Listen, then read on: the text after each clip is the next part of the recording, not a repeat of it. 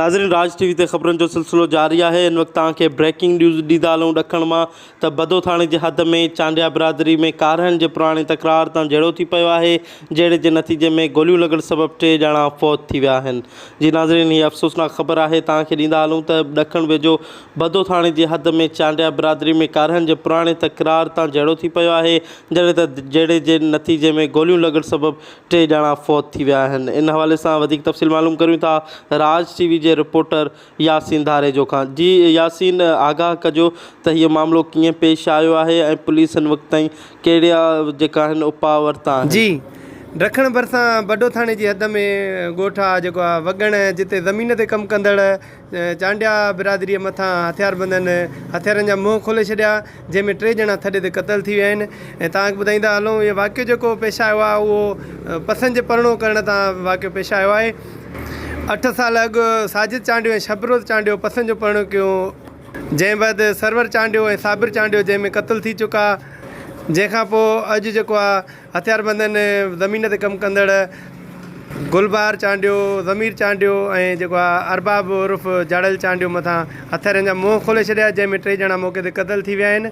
वाक़े जो इतला मिलण ते DSP गड़ियासीं जे अॻुवाणीअ में जेको पुलिस अटाला वाक़े वारे हंधि पहुतल आहे, जिन लाश तहवील में वरितो ऐं जिते माण्हुनि जो वॾो हुजूम पिणु गॾु थी वियो हो। मक़तूल जे वारस औरतुनि ॿुधायो त जेको आहे वाक़े में असांजो साजिद चांडियो जेको मुलविस आहे ऐं उन सां गॾु ॿिया बि 8-10 ॼणा हुया, जिन अची असांजे 3 माण्हुनि खे जेको आहे क़तलु कयो आहे।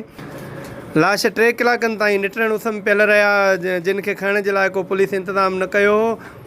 3 कलाकनि बैदि वारसनि लाशनि खे रिली ऐं हुन में वेड़े पुलिस मोबाइलनि में रखियो, जंहिंखां पोइ DSP गड़ियासीं सिविल अस्पताल गड़ियासीं जेको आहे तालका अस्पताल गड़ियासीं लाशनि खे खणी पहुचायो, जितां पोस्टमार्टम बैदि वारसनि हवाले कयो वेंदो।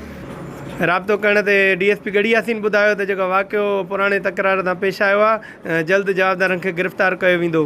तव्हांखे ॿुधाईंदा हलूं त हिन वक़्त ताईं वाक़े जो को बि केस दाख़िल न थी सघियो, न ई का गिरफ़्तारी अमल में अची सघी। तव्हांखे ॿुधाईंदा हलूं त इन खां अॻु जेको सरवर चांडियो ऐं साबिर चांडियो जेको आहे क़तलु थी चुका आहे हिन मामले तां, जंहिंखां पोइ अॼु 3 ॼणा मारिजी विया आहिनि।